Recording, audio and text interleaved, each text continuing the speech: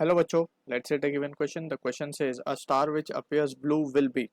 Option A given है as hot as sun. Option B cooler than sun. Option C very cold indeed. Option D much hotter than sun.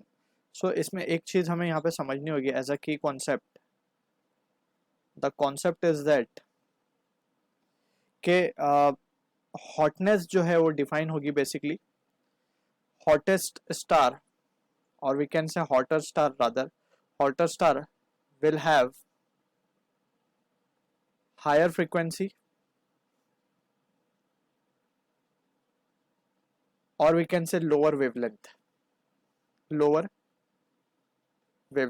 तो ये basic understanding हमें होनी चाहिए क्योंकि हमने electromagnetic spectrum जो है उसमें हमने देखा है कि एज वी गो अगर हम विबग्योर की बात करें सो विबग्योर को हम इस तरीके से लिखते हैं विबग्योर जो हमारे 7 कलर्स हैं violet indigo blue green yellow orange red.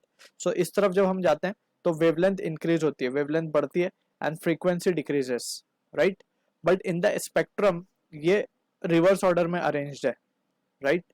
तो यहाँ पे हम देख सकते हैं कि जैसे जैसे फ्रीक्वेंसी या फिर जस्ट हम अभी फिलहाल के लिए समझ सकते हैं कि विबग्योर में जैसे हम टुवर्ड्स रेड कलर जाएंगे तो वेवलेंथ बढ़ती है, रेड कलर की वेवलेंथ सबसे ज्यादा होगी, वॉयलेट की कम होगी एंड इसका रिवर्स हम बोले तो रेड की फ्रीक्वेंसी सबसे कम होगी लेकिन वॉयलेट की फ्रीक्वेंसी सबसे ज्यादा होगी। तो यहाँ पे जो सिचुएशन हमें गिवन है, हमें बोला गया है कि अ star which appears blue will B. तो फॉर द केस यहाँ पे हम याद रख सकते हैं कि हमें पता है जो सन है उसका जो एक्चुअल जो टेम्परेचर होता है of the surface it is nearly around 6000 kelvin, right. And it appears to be white from the surface of earth. जब हम उसको देखते हैं तो it appears white, it appears white, right.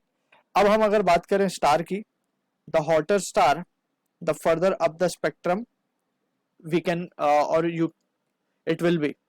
So the hotter star will be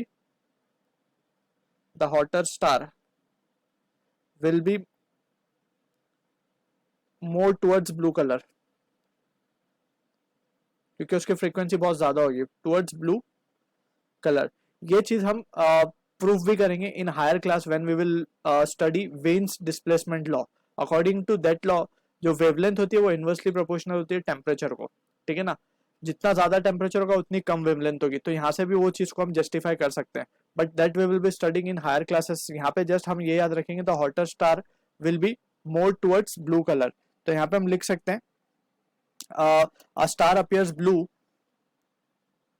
a star appears blue once its surface temperature once its surface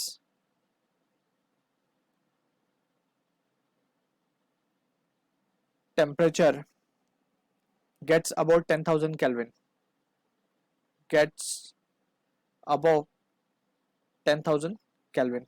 So for the sake of memorising it अभी हम याद रख सकते हैं इसको कि जितना ज्यादा ब्लू कलर होगा उतना ही ज्यादा स्टार क्या होगा, हॉटर होगा, ठीक है। बिकॉज एनर्जी स्पेक्ट्रम में सबसे ऊपर की तरफ वो ब्लू कलर शिफ्ट हो रहा है क्योंकि जिसकी फ्रीक्वेंसी सबसे ज्यादा होगी उसकी एनर्जी सबसे ज्यादा होगी, राइट। तो यहाँ पे हम बात करेंगे हीट एनर्जी की बेसिकली। तो from the options given we can say a star which appears blue will be much hotter than sun.